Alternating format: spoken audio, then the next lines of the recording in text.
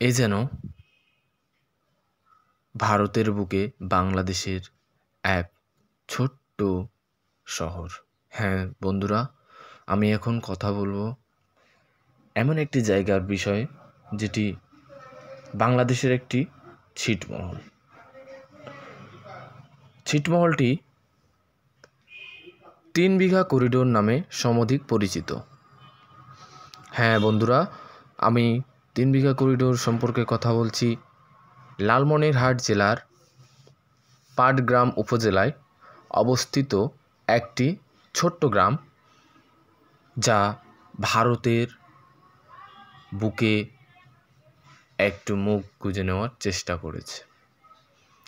হ্যাঁ বন্ধুরা, এই এলাকার জনগণ, এই এলাকার মানুষ বাঙালি, এই এলাকার অংশটুকুও বাংলাদেশের। আমি বলছি দহগ্রাম ও আঙ্গুরপোতা গ্রামের মানুষদের কথা। আমরা বাঙালি, বাংলা আমাদের ভাষা। তবে এই বাংলাদেশের মানুষের স্বাধীন সার্বভৌমত্বের মাঝেও বেশ কিছু অংশ বা জায়গা রয়েছে যেগুলো অন্যের দ্বারা শোষিত বা শাসন হয়ে থাকে। যেমন আমি বলছি দহগ্রামের কথা। সমগ্র বাংলাদেশের লালমনিরহাটের পাটগ্রাম উপজেলার অভ্যন্তরীণ একটি রাস্তার মাধ্যমে এই এলাকার মানুষ যাতায়াত করার কোনো সুযোগ না থাকলেও বর্তমানে শুধুমাত্র এই 15 থেকে 20 কিলোমিটারের এই রাস্তা পাড়ি দিয়ে দহগ্রাম এবং আঙ্গুরপোতা মানুষদের সুবিধা নিতে হয়। এই এলাকার মানুষদের জনজীবন খুবই নিষ্ঠুরতার সাথে